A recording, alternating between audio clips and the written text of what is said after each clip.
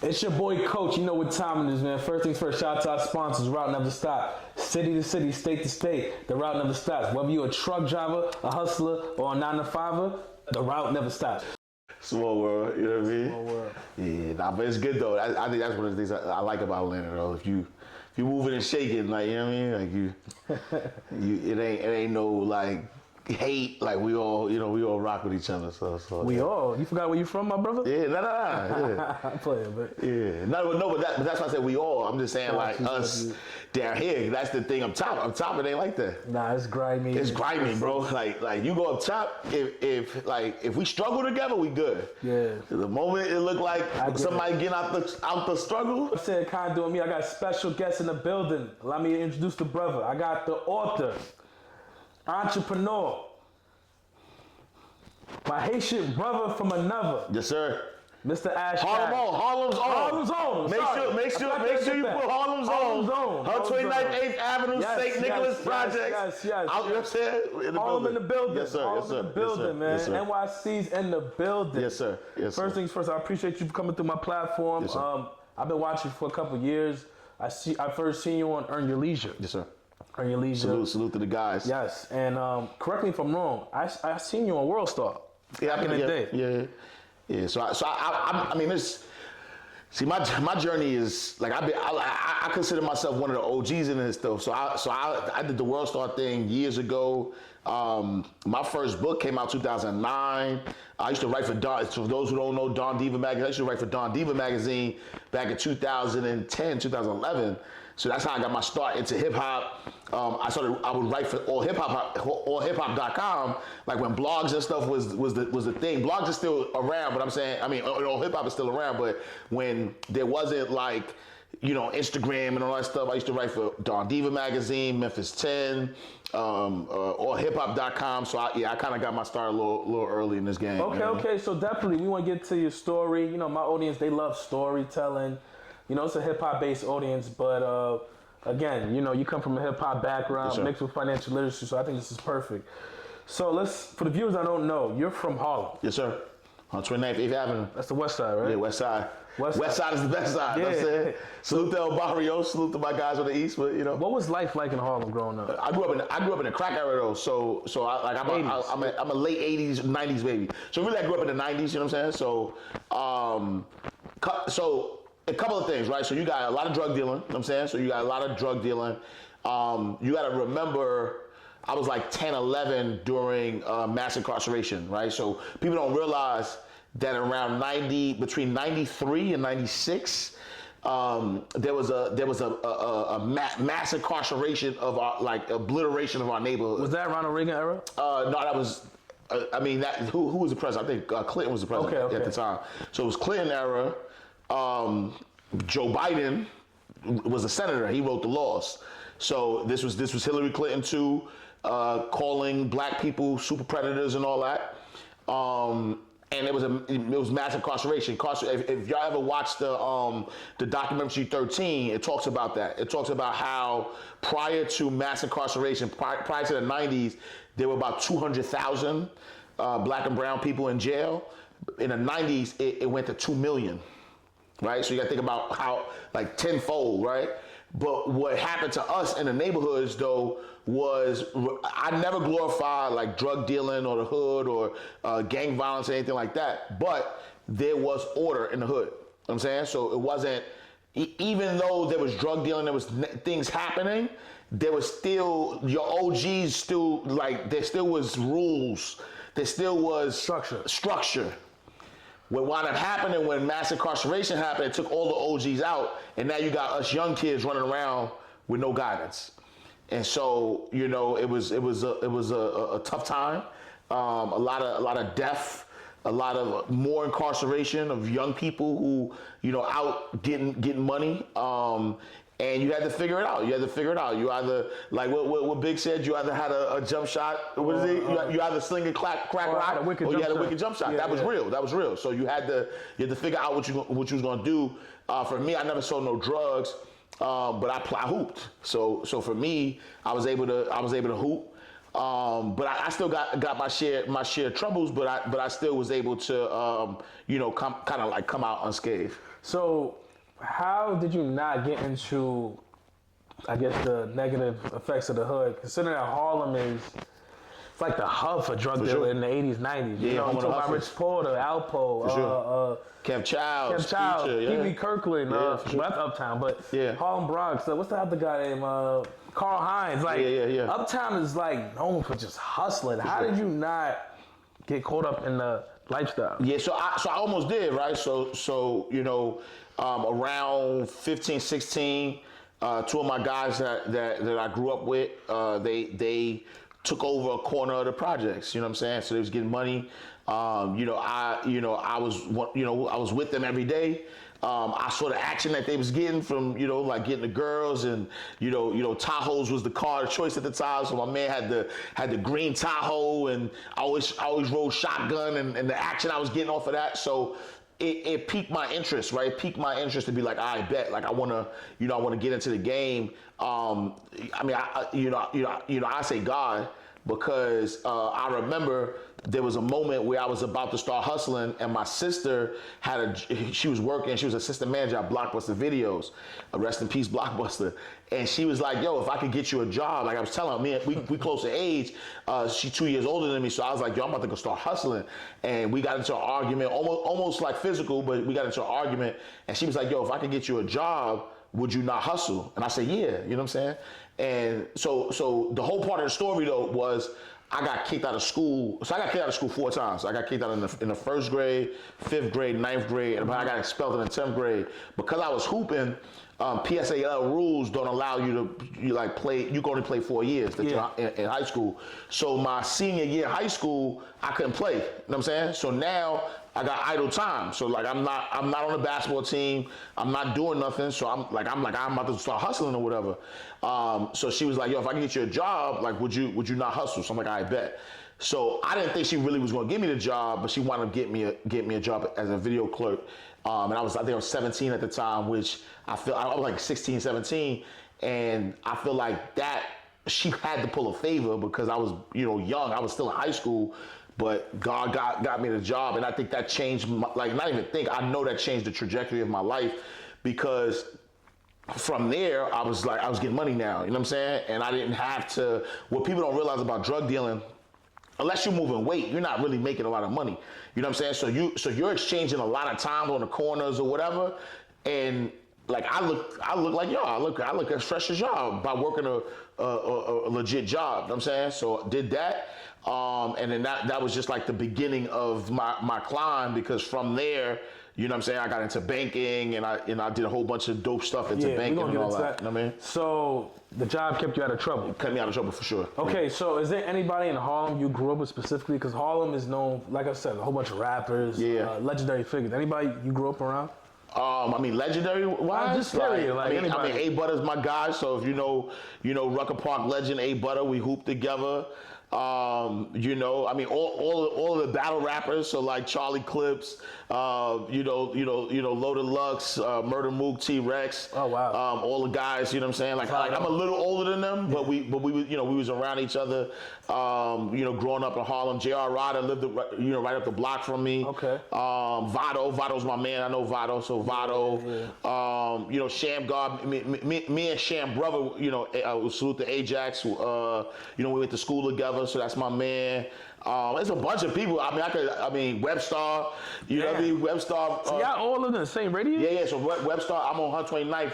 Webstar live on 129th in St. Nicholas Terrace or whatever. So like right up the block from me. Mandisi's, that's my homie. So Mandisi's actually, I just interviewed him on one. I have a podcast called Crime Pays. Yes. So I just interviewed him on that. But we lived across the building from each other. So I lived in 24-6. He lived in 24-10. So Mandisi's. Who else? I really don't think there's somebody in Harlem that. We knew everybody, but who else? There's just so much people that's just so like relevant or prominent, like on one radius. Yeah, I think you got to think like Harlem is the home of the hustlers. Harlem is like it is the birthplace of black culture. You know what I'm saying? So when you think about everybody from the South came to Harlem, like even Harlem Renaissance, Langston Hughes, like Malcolm X, like everybody came to Harlem. Harlem was always the hub. So I think that's what made Harlem like this, and that's why I take so much pride in being from Harlem, because people don't realize like we don't puff our chests out just to puff our chests out. Like we're literally just 45 blocks, right? So 110th Street to 155th, east to west. That's it. We're not even a whole borough for real. So when you say yo Brooklyn versus Harlem, you're saying a whole city. Like Brooklyn is the size is like bigger than Manhattan. Yeah, 2 million people. Right, Yeah. so that's the size of a whole city versus 45 blocks. You get what I'm saying? The Bronx, Queens, like these are actual like cities when Manhattan is the city and Harlem is the town. Yeah, but they put Harlem and the Bronx together. No, but that's really my point though. My point is when you think about the Bronx, you got South Bronx, you got Throgs Neck, you got Castle Hill, you got all these different places in the Bronx. Harlem is just Harlem though. You get what I'm saying? So it's not like it's small. So you know everybody, but also, you know what I'm saying? It's the home of the Apollo. Like this is, you know what I'm saying? Oh, Dougie Fresh, right? Dougie Fresh lived down the block from me. You know what I'm saying? So like, and that's the other thing though too. That's why like when you look at people who got like Harlem dudes have a certain swag, is because we all think it's like we don't look at celebrity the way everybody look at celebrity. Like we all think we pop it. You know what I'm saying? So Harlem dudes definitely got a different aura. Like from Dame Dash, Cam, the confidence is crazy. For sure. Because you grow up with that. You grow up like thinking you that guy, you him. You know what I'm saying? Yeah. Okay, so fast forward. I did some homework and I see that you got into banking at a young age. Yeah. So at 19 years old. So from Blockbuster Videos. One of the assistant managers there, she was working at Chase and Blockbuster, and one day Chase was hiring for tellers, and she came in. She was like, "Yo, anybody interested in being a teller?" In my mind, I had already within a year and a half, I was already a assistant manager at Blockbuster. So the next step from there was a store manager. I didn't really want to do that. So when she was like, yo, you want to be a teller? I'm like, a teller at a bank? I'm like, yo, I could do so much things at the bank. I like money. Why not? So I went, started my career at the bank when I was 19 years old, and I did everything in banking, bro. I was a teller. I got promoted to personal banker. I was a private banker, managing money for wealthy individuals. My wealthiest client was worth $22 million. I was a branch manager. I did that for about four different branches within Chase. I was also a CEO of a credit union. So from 19 to about 31 years old, I was able to rise in the ranks. In my last position in the bank, I was a CEO of a credit union. So I did everything in banking, and it was a beautiful ride. And I think that's what set the stage for who I am today and what I do today. Okay, so you said banking. So is that obviously when you work with the banking system, you manage your money? Well, you're not managing, you're watching money every day. Yeah. Did that instill the mindset for you to be an entrepreneur?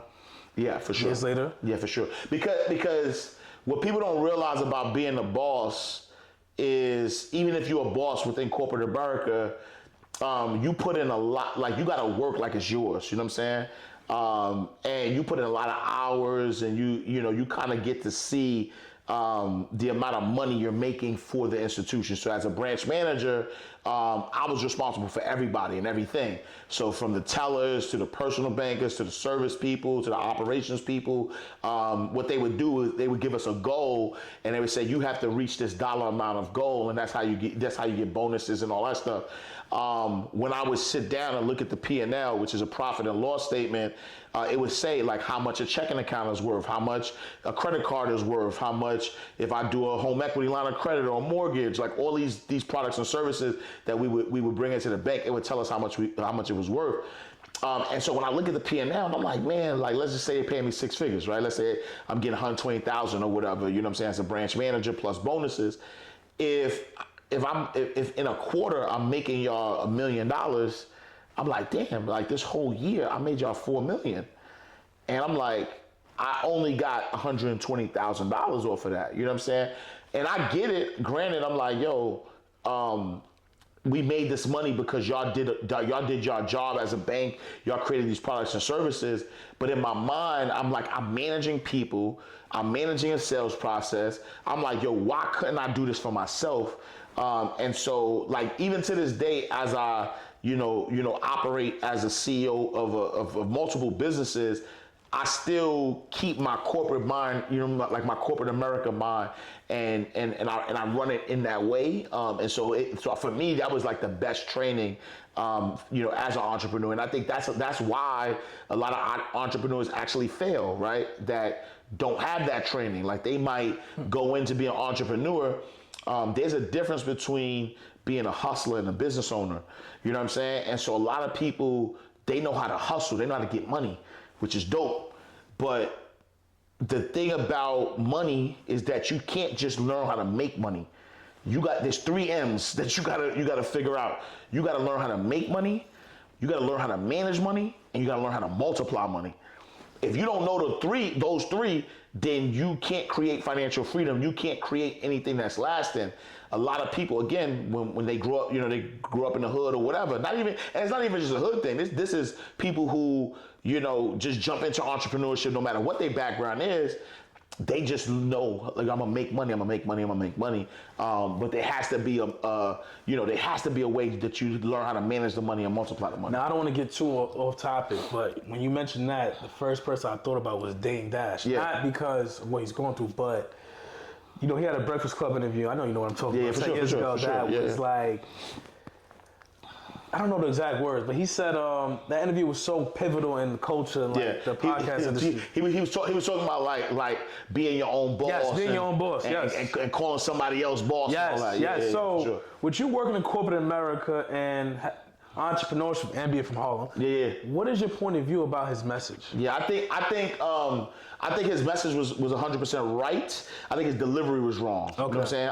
I think that Harlem cats are animated, you know what I'm saying, are witty. We snap on each other all the time. And so it might seem like we serious, right? Like the way he was yelling, he was like, so you gonna let your kid allow his dad call another guy boss? Like, you happy about that? Yeah. I think he's right, but I think that, I think he was right.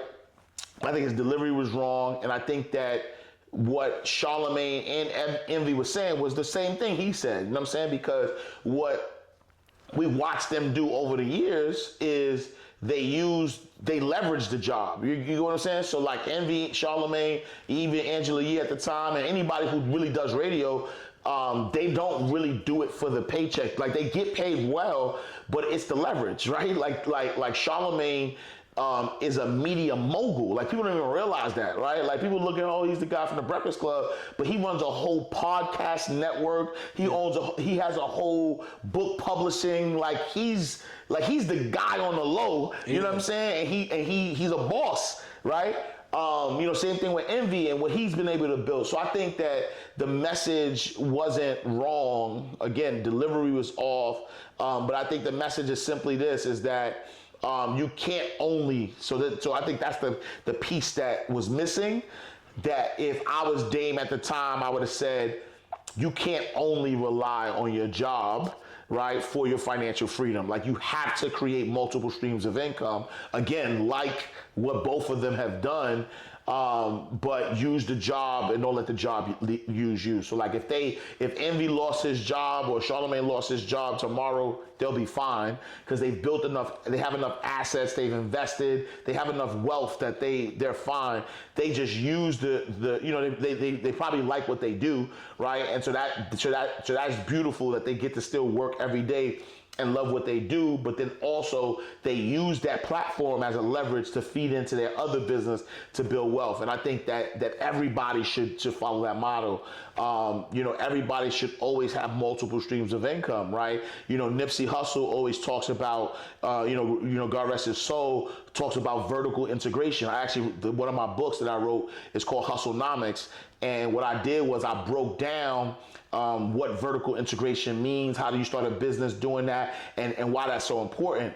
Vertical integration is about building a business up opposed to horizontal, right? So what does that mean? That means that if Coach is a podcaster and then, Coach wants to start doing real estate, then he wants to own a club, then he wants to, right? These are all different lines of businesses that could potentially have you unfocused, and you might not be successful because you're so focused on different things. How can you give all of your energy, right? But imagine, if Coach is a podcaster and he says, you know what, I'm gonna buy a building and I'm gonna buy a building. I'm gonna create a studio for my podcast, and I'm also rent out the studio for other people who want to become a podcast. I'm gonna start a marketing agency. So as my podcast is growing, I could sell people advertising through my marketing agency, and then I'm gonna do, like all of the businesses that you build are vertical based on the one thing that you're doing. So now you have multiple streams of income. Now it's not just the podcast. You got the podcast, you have the studio, you have, the agency, you have all these different things. And so that's what we need to learn, right? Is that we need to create multiple streams of income using the one thing that we love to do, but we build it vertically, right? So like we talk about, Dame Dash and Charlemagne, right? So let's say Charlemagne, who is on radio. So why wouldn't he promote books? Why wouldn't he have his own podcast network? Like all of the different things that he's doing, just create multiple streams of income from that one source. So focus on one niche and assert more businesses out of the niche. Absolutely, with 100%. Yeah. Okay, so going back to your story, all right, you are a investment banker, right? No, a branch manager, right? And you say you're CEO of a credit union, right? Yeah. When did you get into entrepreneurship? So I kind of jumped in and out, right? So right before my 30th birthday, I had written my first book. Mind Right, Money Right, 10 Laws of Financial Freedom.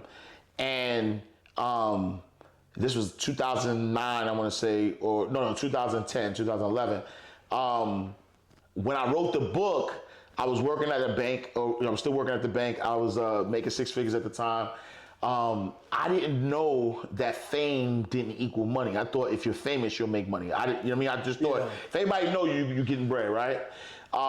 So I wound up quitting my job, because Black Enterprise had just did a write-up on me, and I was just on High 97. I did Street Soldiers, and I was like, oh man, 2 million people hurt. So I thought I was lit. I'm like, I'm popping right now, like it's over. So I wound up quitting my job. And went into entrepreneurship full time because I was like, this is what I love to do. I wound up volunteering one time at a high school to teach financial literacy. Fresh out to Operation Hope. So John Hope Bryant, he's actually one of my mentors. He has a nonprofit organization called Operation Hope, and I volunteered there, and I love talking in front of people and teaching. So I said, yeah, that's what I want to do. So I wrote the book in order to do that. Long story short, I wound up leaving my job, trying to be a financial educator. I made 60 grand that year, right? And anybody would probably think that's good, because if you made 60 grand as an entrepreneur, in your first year, that's dope. The problem was I was already living a six-figure lifestyle. I was married. By this time I'm married. My daughter's 2 years old. I got a kid. Daughter's 2 years old, a homeowner. And so I got a lot of responsibility. So I'm sitting, I remember this like yesterday, I'm sitting in my driveway, can't afford my house no more. They're about to foreclose on my house. The bank puts a for sale sign on my lawn, and I'm sitting in my driveway, grown man crying, because I'm about to go and face my wife. I didn't get fired, I quit. It was something that I did, kind of one of the worst feelings ever. So I wound up having to go back into banking, so I could keep the house and get back on my feet or whatever. And then this time I learned, I said, you know what, I'm never gonna just quit cold turkey. I'm gonna make sure I got multiple streams of income, and that I'm not just relying on my physical labor. I'm relying on, assets like things that could make money. And so the second time I went back into banking, that's when I worked my way up and was able to become a CEO of a credit union.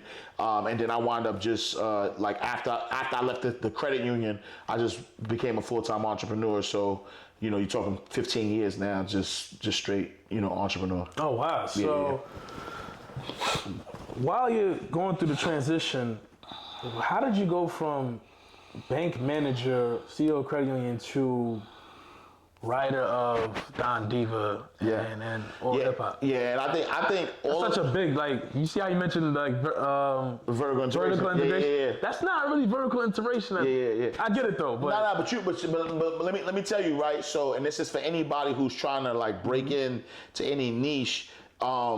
Never go where it's crowded. You know what I'm saying? Like, always do the opposite of what everybody else is doing. You know what I'm saying?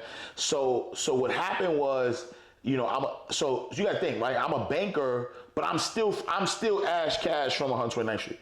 Like, I'm still, you know what I'm saying? Like, I'm still him. I'm not, like, I put on a suit and shoes and all that to fit into this banker role, but I'm still hip hop. Like, you know what I'm saying? I still, at the end of the day, leave out of the bank, go home, take off the suit, throw on a white t-shirt, and I'm on the corner. You know what I'm saying? So I was always still tapped into the culture, and I still love the culture of hip hop in the streets, to be honest with you. And it really was me just trying to do the opposite. Because I said, if I'm gonna create this career as a financial educator, why would I go where everybody else is going? Because all of the financial educators at the time was going to Black Enterprise, because that was the only, it was Black Enterprise in essence. Those were the only two, Jet Magazine a little bit, but there wasn't a lot of publications that talked about money to Black people. And so if those were the only ones, every single person that has more experience than me, that, have more credentials than me, got more money than me, they all go in there. In my head, I say, I don't see nobody talking, nobody's on BET talking about money. You're right. Nobody's on Hot 97 talking about money. Nobody's on All Hip Hop talking about money. Nobody's talking about money on Don Diva magazine. So for me, it was just like, if I could find somebody who could connect me, I'ma just pitch them the idea and see what they say. And that's literally what happened. I don't know how I met Kevin Childs and Tiffany Childs. I don't know how. I don't remember who introduced me. Harlem, man. Yeah, that's what I'm saying. Like, I don't remember who introduced me to them. But I knew who they were. I knew they ran the magazine, and I pitched them the idea. I was like, I'm a banker, but I would love to teach our community about financial literacy and credit. You know what I'm saying? They immediately they loved the idea, and they gave me my own column in the magazine called Ask Ash Cash. And so, I did that for a while. So every month, I would talk about different, subjects, credit, budgeting, all that stuff to the community. Unbeknownst to me, not only did the streets get the information, but a lot of the brothers and sisters behind the wall got the information as well, which is fast forward why I even do the show Crime Pays, focusing on formerly incarcerated men and women, because a lot of the guys behind the wall know who I am through Don Diva magazine and buying my books. And when they come home, a lot of dudes is like, I read your stuff up top or whatever. And so now it's like, I want to do something more intentional, focusing on that demographic as well. But same thing with All Hip Hop, allhiphop.com. One of the guys from my projects was, I think he worked in the music industry. He had to connect with Chuck Creekmore, who's one of the CEOs of All Hip Hop. I asked him to make the connection. He made the connection. I pitched the idea that he loved the idea, and I did it as well. So yeah, all of it was just, connections and building with people, but making an offer to them to add value to what they already got going, right? They have the people already, but they're not offering their people something that I have. So now I say, let me add this, and this will be a value add, and they rock with it. Okay, so now you're tapping into the hip hop space, and you are I'm trying to get a timeline. You are a full-time bank manager. Mm-hmm. When does your brand take the next level? Yeah. So what was the breakthrough moment? Yeah, so I would say, right, so as I'm writing for Don Diva, writing for All Hip Hop, let's just say that's the 2009 to 2013 era or whatever. And I'll go through the ups and downs of almost losing my house, go back to banking and all that stuff. From 2013 to 14, I kind of got a break. because I started doing radio. So WBLS would have me come on the radio all the time, Salute the Earthquake, Comedian Earthquake, and Deja Vu had a show, and they used to have me come on all the time. This is what I tell them if they ever ask. Organic, treehouse leaf.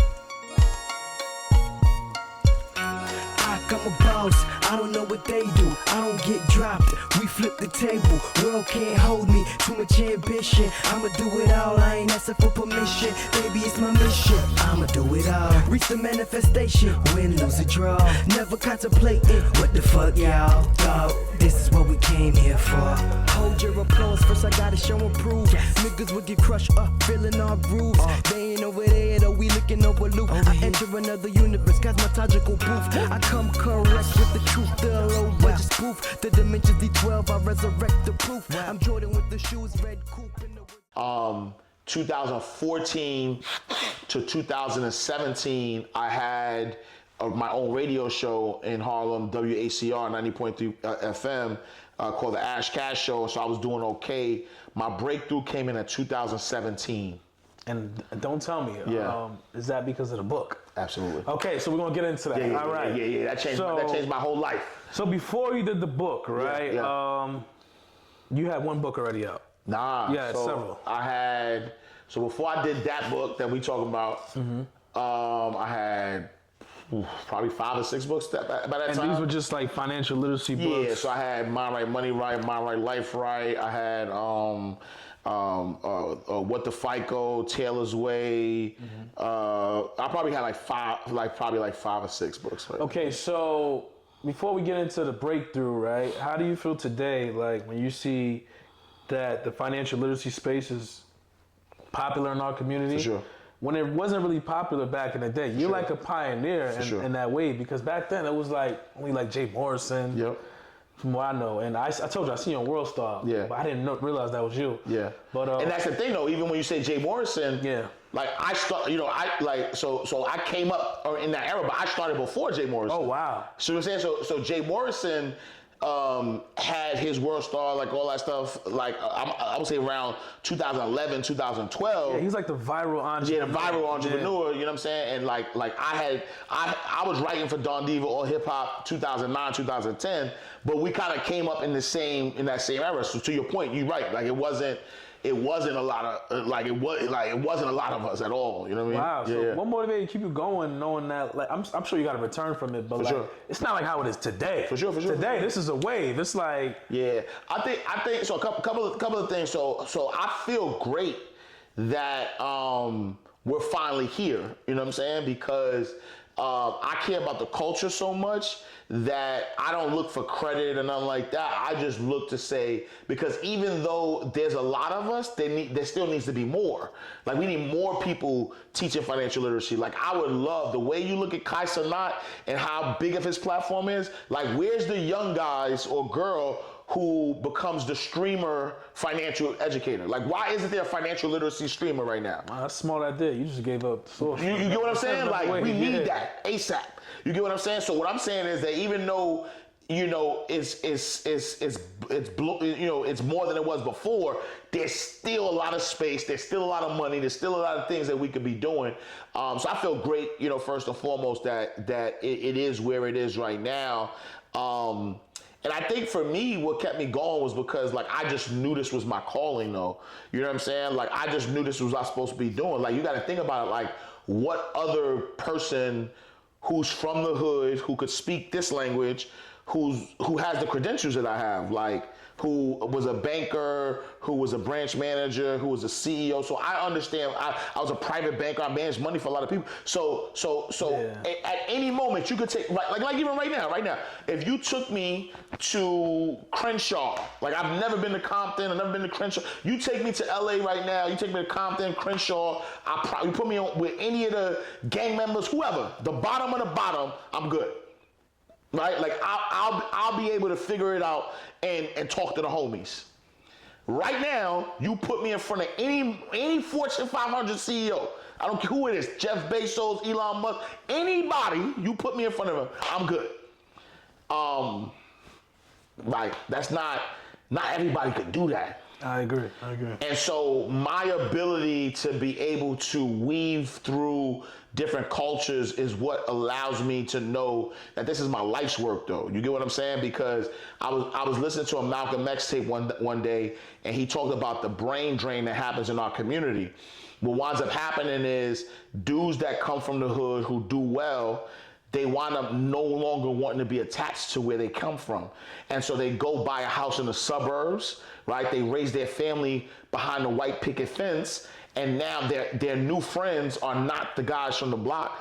It's the guy at, it's the parents from their kids' school, and right. And so what Malcolm X called it was a brain drain, right? We drain all the intellect from our community, and I didn't want to be one of those guys.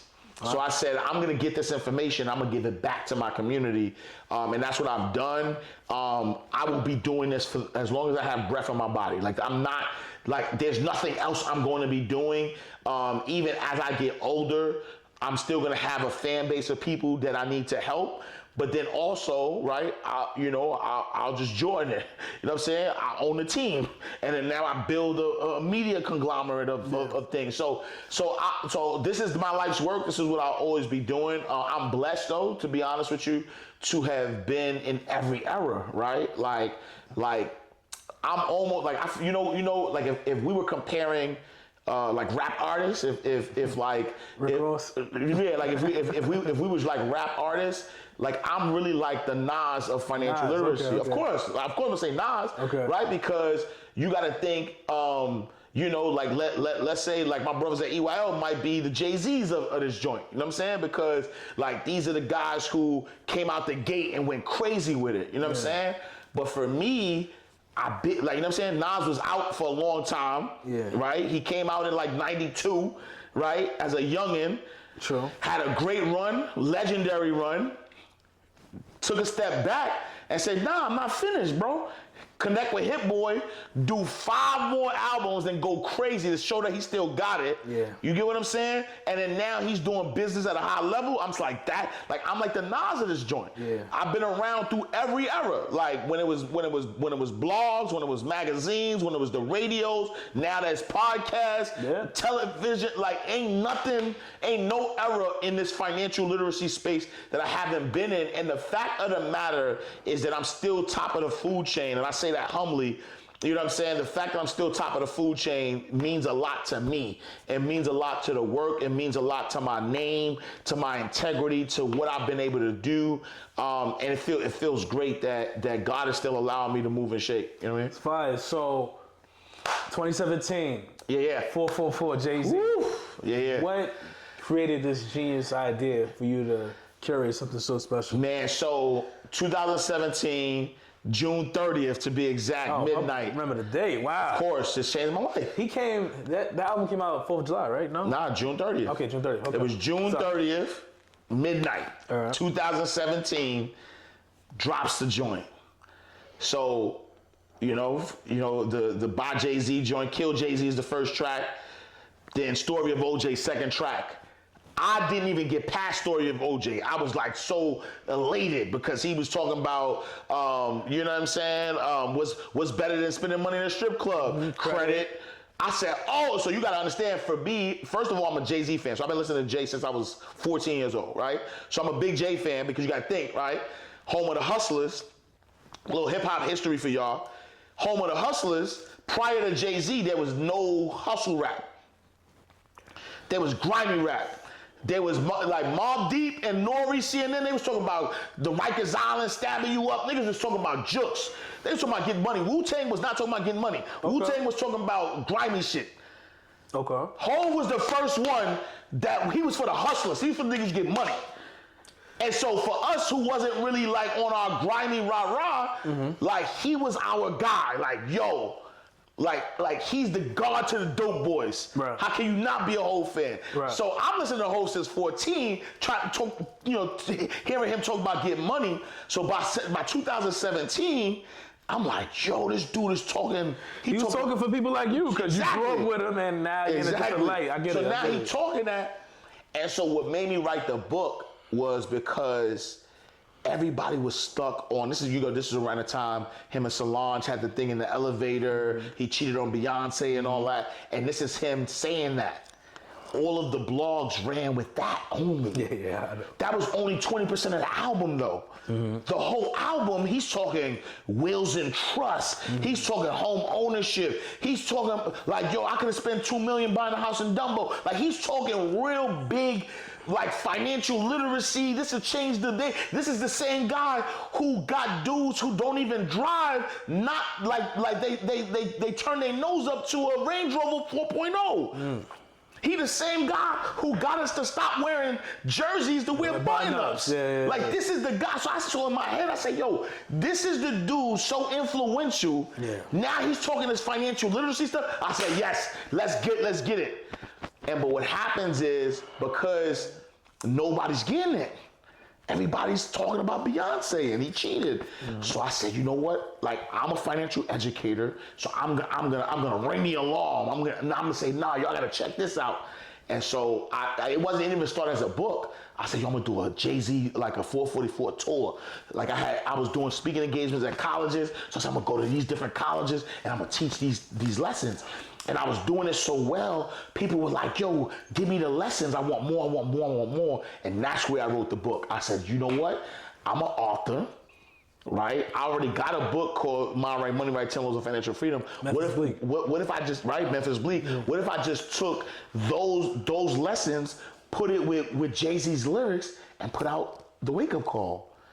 And I didn't, to be honest with you, bro, I didn't know it was gonna be well received like it did. You know what I'm saying? So I put it out. And I just was like, all right, I'm gonna just see what it does. And when I say this thing went crazy, bro, I'm talking about it went viral, like before viral. I'm talking about Success Magazine, Money Magazine, Yahoo Finance. Did he get a window of the book? Yes. Okay. Yeah. So I won't say who, but I got a homie who was connected to him. And it's New York. We all connected. Yeah. So I had a homie that was connected to him. And a funny story, I don't know if I've ever told the story on a podcast before, but I sent him the book, and then he like sent it to Jay, so Jay knew about it, and I don't know his exact words, but my guy was like, yo, he approves, right? And I was so hyped that I broke my chair at home. I was like, yeah. I started banging the chair, and like I broke the chair. And so yeah, so I knew, I knew and know that he knew about the book. I interviewed, you know what I'm saying, at Rock Nation. You know what I'm saying, like so Memphis Bleak, his nephew Rel, and Brian, I forget the guy's name, but I forgot his name, white dude with the bald hair. I forget his name. But they had a podcast called Duce Fridays, and so I went up there at the Rock Nation building, and I interviewed with them, and and they had that podcast on Tidal at the time. So yeah, it just went crazy. We sold a lot of copies of it. It was my first time selling, like, not hundreds of thousands, but thousands of books or whatever independently, because that's the other thing, was that I released the book independently. So yeah, it was like the first time that I went crazy, and so people started knowing my name. People started knowing, you know what I'm saying, what my my pedigree, if you will, as far as what I call hip-hoponomics, right? Taking hip-hop and putting economics together with it. And yeah, it just that's what gave me my official, I made it moment. Your hood you know what I'm trophy. saying? Because I also made a lot of money off of that year and going forward, because I was getting booked for a lot of speaking engagements. Again, I was selling massive books, and then also I started getting into the digital marketing space. So I started creating courses and high ticket programs and things of that nature. And so that was what gave me the business model that said, yo, I could really create a 6-figure business, from books and education. So your life changes. So then after that, from my perspective, correct me if I'm wrong, you became like the liaison for anybody trying to write a book. They called you, right? Yeah. So I think what wound up happening was, as the book industry changed, where you had to be a celebrity to get a book deal. A lot of people were like, hey, I don't want to just be the I don't want to just write a book and not sell it. So let me find somebody who knows how to create books and sell them. And so yeah, my name was like top of the list of like people who could help you, write and publish a book. And so I've done a lot of, I do ghostwriting as well. So I've done celebrity books. I've done influencer books. I've done a lot of books that. Did you say any names or not? Some I can't. But who can you say? That, I mean, I don't know. I don't know. Yeah, I don't know because. Yeah, I don't know. But I watch a lot of interviews. You did a lot of books. Right? I'm not gonna say anything. Yeah. Because again. So the thing too about being a ghostwriter is like, I haven't done a book with a celebrity yet, and I put my name on it, and so I don't want to. Say like, yo, I'm the one that really wrote the book or whatever. I do have a lot of celebrities I'm working with right now. Actually, it's a dope. It's a few dope ideas or whatever. That again, I can't really say, but okay. I'm excited and I'm happy that people trust me because they know I'm them, right? They know that I'm from where they're from. But then also I've transitioned and been able to get into a space where I know what sells, I know how to sell, I know how to write and things of that nature. And so so I'm the book plug. You know what I'm saying? The book monetization expert. You know what I'm saying? Okay. So boom. All right. Now you're Ash Cash. Everybody knows who you are, right? Yeah. How do you transition into, I guess you could say, digital media during the pandemic? That's when I really you was just flooding in that. I kept seeing you everywhere, and I kept seeing Earn Your Leisure, and I'm like, where did that how did that unfold? Salute to the guys. Am I skipping any steps? First things first. No. I think we follow story right, okay. because after the wake up call, I do Making Sense of Kanye. So I did do another book called Making Sense of Kanye. This was right around the time when he was 400 years of slavery was a choice. So I did that. It didn't really do as well as the Jay-Z book because people weren't really jacking Kanye like that. And then I want to say 2019, after Nipsey passed, I did Hustlenomics. Okay. Yeah, so I did Hustlenomics. In between that time, I was doing my own radio show in New York, the Ash Cash Show, WHCR. And so because I had my own radio show, Rashad Bilal from Earn Your Leisure, he was still a financial advisor at the time. And I was, I also had that background or whatever. And so we had a mutual friend. So we, he's a hooper as well. I'm a hooper. We had a mutual friend who connected us, who was like, yo, y'all both into financial literacy or whatever. You guys. What year is this? 2019, 2020? This is 2019. Oh, wow. Yeah, this is 2019.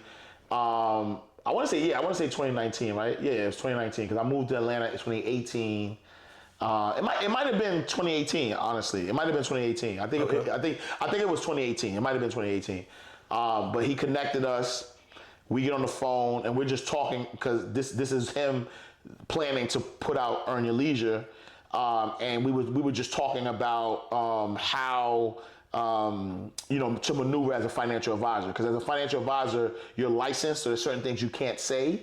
And so we were just talking about. So you're a financial advisor? I was. Okay. So I don't have any active licenses right now. Okay. But when I was in the banking world, I was a financial advisor. And as a financial advisor, if you're licensed, you can't say certain stuff or whatever. You know what I mean? So we were just talking about that. So but from that's how we forge a relationship. Fast forward when they launched, Earn Your Leisure. I was episode 26. So I was one of the early episodes or whatever. And so I went and I interviewed there. By 2020, so I moved from New York to Atlanta in 2018. So I'm in Atlanta at least 2 years. By 2020, I was like, yo, I want to do a podcast because I miss radio now. Earn Your Leisure had already blown up, not as big as they are right now, but they already was. They caught a nice wave, and people knew who they were. And I remember we went to they came to Atlanta, so they was coming to Atlanta to do something, to do like a live taping in Atlanta. I was like, yo, these are my guys. I'm gonna go check them out in Atlanta. It was like in a small little club or whatever. Went, packed out. It was packed. It was crazy. This is 2020. Packed out right before this is like literally before the pandemic. This is like before the shutdown happened. And so, I actually, at that place, I met a guy, two guys that wound up becoming my business partners, and we launched the Inside the Vault together. You know what I'm saying? Wow. And we talked about it there. They was like, yo, we had a great idea for it or whatever. And we wound up saying, yeah, let's launch it. I find out that, EYL is starting a network. So they're starting their own podcast network. At the time, they only had Market Mondays, but they wanted to bring other shows on. So when I heard that, I said, yo, instead of trying to figure out how to create a podcast all on my own, these guys are they doing their thing. I might as well, reach out to them and see if they willing to, willing to have me come on, as one of the shows. So we met in Atlanta at the gathering spot, and we had a conversation, and they was like, hell yeah, let's go, let's do it. You know what I'm saying? And so I wound up signing to the EYL network in 2020. And I launched my first podcast, which was Inside the Vault with Ash Cash.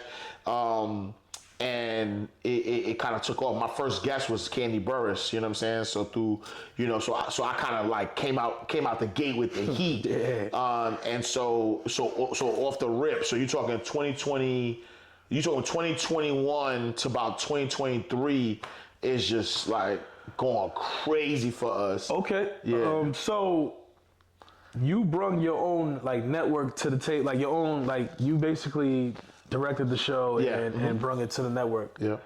And you knew, what are the odds of you knowing Rashad right before they blew up? For sure. Yeah. That's yeah, and that's what, exactly. That's what I say. Like a lot of the stuff that happened.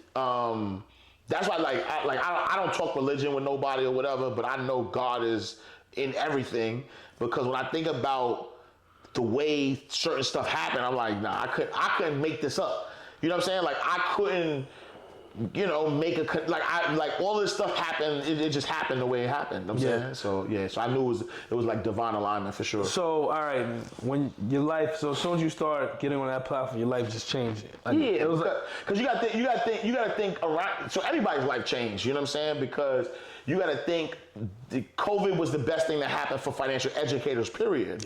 You know what I'm saying? Because what happens is it's the perfect storm. Everybody's home. Everybody's nervous about their financial state. Everybody's nervous about the economy, so they're trying to figure out what's next. And so if you got, EYL, Wall Street Trapper, Him 500, Neo, me, all the people just talking about money and what you need to be doing, it was a great time for everybody. And so, especially that time, because there was so much unity. Like we were all like, yo, let's just rock together. You know what I'm saying? So you gotta think like the EYL network was me, MG the mortgage guy, Market Monday. You know what I'm saying? Like it was a lot of shows, and then you know what I'm saying. Then you had the Circle CEOs doing their thing. You had David Shands. Like you had all of us in Atlanta. But it wasn't, all of us weren't from Atlanta, you know what I'm saying? So we all came here. Really? No. I want to say Mr. 2 Weeks Out is probably the only person from Atlanta. You know what I'm saying? Like Neo's from Philly, Him 500 is from the West Coast. I'm from Harlem. David Shands is from Jersey. EYL is they still live in New York, but they back and forth, but they from New York. Like who else, you know what I'm saying? Who else is from here? Most of us is not even from Atlanta. You know what I'm saying? And so we become these outsider guys who are living in Atlanta, and we all connect, you know what I'm saying? And we share game, and trappers from New Orleans, like nobody's really from here for real. And so yeah, we shared knowledge, we shared game, and so it was one of those things where we all kind of like started to blow up together. We made a lot of money. You know what I'm saying? We made a lot of money. No, definitely. I think that the money and the influence and the information that we learned, the impact that we've had on the culture. So it was a great time. It's still a great time because now, we met at InvestFest. 5 years of Invest Fest, 25,000 people. Now you have thousands of people who teach financial education. Yeah. You got thousands of people learning about business. So it's like one of those things where it's like the multiplier effect, where it's like the movement is so big that there's no leaders of the movement. Like the movement is just the movement. But you guys are the leaders by default. Yeah, I think the funny thing about saying that is almost like I kind of look at it from a perspective of like when the civil rights era was here. You know what I'm saying? It's like you had Stokely Carmichael, you had Malcolm X, you had Martin Luther King, but when you killed them, right? Like the movement died, like it was over. Like, you know what I'm saying? Like we had to start over, if you will, and figure things out. We're at a space right now that it don't matter when nobody does. You know what I'm saying? Like if I just left the game and was like, I'm not doing this no more, or if Troy and Rashad was like, you know what, I'm cool, like I'm not doing nothing no more, or whoever, Wall Street Trapper says I give up. It doesn't stop anything because there's 10 Wall Street Trappers, there's 10 Ash Cashers, there's 10 EYLs. There's not like, you know what I'm saying? Like somebody else will eventually rise, if you will. You know what I'm saying? And so I think that is like leadership is the way I look at leadership is like I'm steering the ship, if you will. But I think that this has become such a movement that I don't believe that anybody's steering the ship, if you will. I think that the information is the information. And again, like I said, like I truly believe that there will be a young guy or a young girl who becomes a streamer and they will become the financial literacy superstar. And 5 years from now, you might not ever be like, yo, Ash Cash? Like, you know what I'm saying? I doubt it, but still. Nah, you know what I mean? Yeah. You survived long enough. You can't say that, man. But I do think that there will be, more people to more like, ways. do things. And that's why I met up with the young brother, KD, because I like to talk to OGs and new coming talent that are ascending too, Sure. What is next for Ash Cash? Yeah, so for me is going in the direction of helping my brothers and sisters behind the wall. I realized, through, all the books that I wrote, all the conferences that I've been at, I always meet people who are incarcerated, and they always hit me, and they, like guys come home and they tell me, how much I've impacted their life. Like I literally actively talk to guys in the feds, like right now. Like it's crazy. Like a lot of my guys have like cell phones or whatever. You know what I'm saying? I ain't gonna say nobody's name or nothing like that, so I ain't gonna snitch. But a lot of the guys have like cell phones and all that. Let me just see if I can find. One guy hit me yesterday, and he was like, what did I say? He's like, yo, I've been in the Fed 9 years. I'll find it and show it to you, but here's one guy. That's him tagging you? Yeah, I'm gonna show you. So this is one guy who is like, let me see what he says. I'm gonna need to set up a call. He's like, what's a good time? So he's like, don't think cause I'm in prison that I'm not hungry for this. I'm like, word? So I said, yo, give me your number. So I call him and we talk on the phone. Wow. And so this is a guy he's been locked up for 30 years. He comes out in January. 30 years. He's been locked up for 30 years. So he caught I think it's a murder case. He caught a murder case 30 years ago. What's that, 90s, whatever. And he's about to come home in January. He's written books already. Him and his wife runs the business for him. And he's doing his thing, and he's been a fan of mine. He's watched my stuff. This whole, if you notice, like he's sending me book covers and all that, and I'm like, change the title. You know what I'm saying? So he's changing. Like I'm literally coaching him. You know what I'm saying? Like I'm literally coaching him from behind bars. And so I realized, like, yo, I need to do more of that work. Especially, whatever. Like, I want to do it legit, right? The legit way. And so, you know, I've been partnering with some jails or whatever, where we, you know, a lot of the guys before they come home, you know, me and my brother Jay White does government contracting. We'll go in and we'll teach them about, you know, fixing their credit, government contracting, things of that nature. And then we started a new podcast. So we started a new podcast called Crime Pays. I saw that. I saw the one with Finesse's Club. Yeah. So free Finesse. You know what I'm saying? Free the Zoe. You know what I'm saying? Yeah. So, you know, we put out Crime Pays, and the goal of Crime Pays is actually to highlight formerly incarcerated men and women who have been behind the wall, but who are doing their thing beyond the wall. You know what I'm saying? So we highlighted some great people who have done time, but they're multimillionaires and they're doing their thing. But that work is gonna you know, keep growing.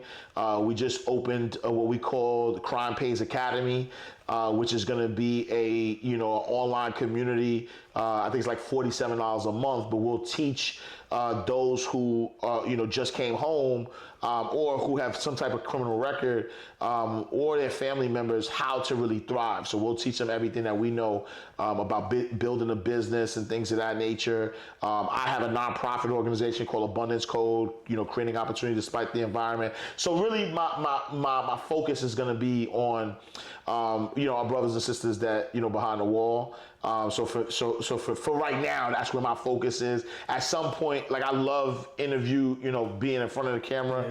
Yeah. So at some point, you know, I'm gonna take my media career like to the next level. So whether it's getting a television show or maybe opening up my own studio, doing movies and things of that nature. But really like financial education is my life. I'm gonna keep doing this until God called me home. Okay, well, listen, man. It's a pleasure to have you here, yes, my sir. brother. Yes, sir. Time flew, man. I want to get into more subjects, but God willing, I'm going to catch you another time. Yes, sir. Yes, sir. Again, it's a pleasure to have you here. I think you got a dope story because the audience needs to hear how brothers from our community, from the hood, you don't got to sell drugs. You don't got to, you know, do anything illegal. You can go to the positive route and still be a part of the culture, you know? And I'm a big fan of you. I've been watching for years, and I support all my Haitian brothers, I'm looking forward to everything you got going on. I appreciate you, brother. Right? Thank you, man. So listen, man, we signed out Conduit Media, all right?